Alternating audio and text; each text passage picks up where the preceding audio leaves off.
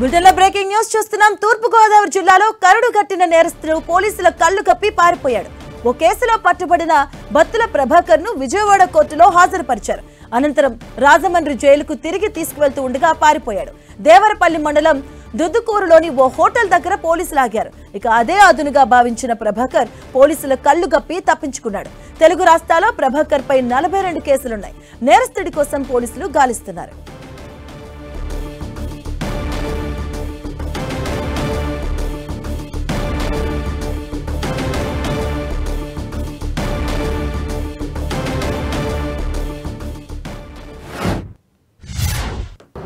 విజయవాడ నుంచి armed reserve Vijayawada city అయ్యారు.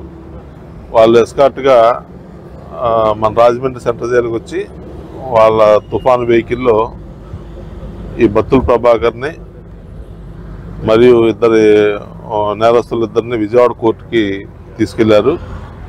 విజయవాడ కోర్టుకి తీసుకెళ్ళి అక్కడ కోర్టులో ప్రొడ్యూస్ చేసిన తర్వాత వాయిదా పడింది.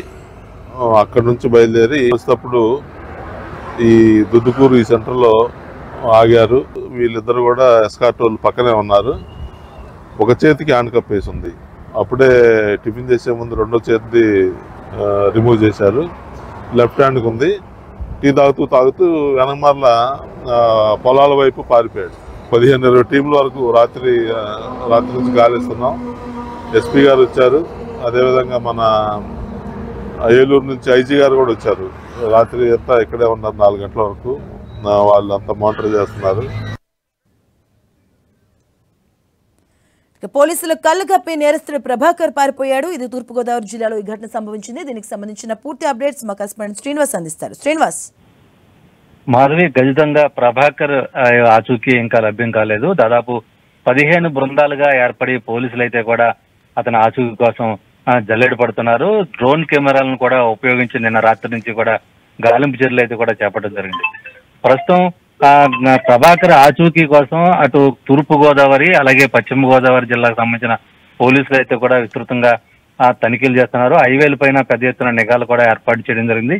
ప్రతి వాహనాన్ని కూడా హైవేల పైన వెళ్తున్న వాహనాలను తనిఖీలు చేస్తున్న సందర్భం అయితే కూడా ఉంది నిన్న రాత్రి నుంచి. అంటే ప్రభాకర్ మొత్తానికి అటు తెలుగు రాష్ట్రాలతో పాటు కేరళ, తమిళనాడులో కూడా ఇతని పైన కేసులు ఉన్నాయని చెప్పి పోలీసుల విచారణలో తెలిసింది. దాదాపు 100 కేసులకు పైగా ఉన్నాయి. ఇతను నైజాము పెద్ద ఇంజనీరింగ్ కళాశాలల్లో చోరీలకు పాల్పడుతూ ఉంటాడు. ఇదే సందర్భంలో గతంలో Hyderabad Jubilee hills prism pub లో పోలీసులు ఇతని అదుపులోకి తీసుకుంటుండగా పోలీసుల పైనే కాల్పులు జరిపి అక్కడి నుంచి కూడా పారిపోయిన కరుడుగట్టిన నేరస్తుడిగా పోలీసుల విచారణలో తెలిసింది.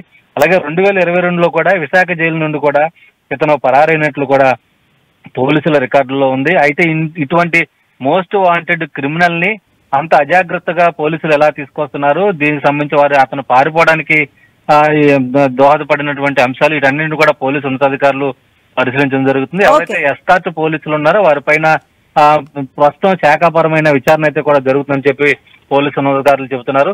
ఎట్టి పరిస్థితుల్లో ఖచ్చితంగా బత్తుల ప్రభాకర్ ను చెప్పి కూడా తూర్పుగోదావరి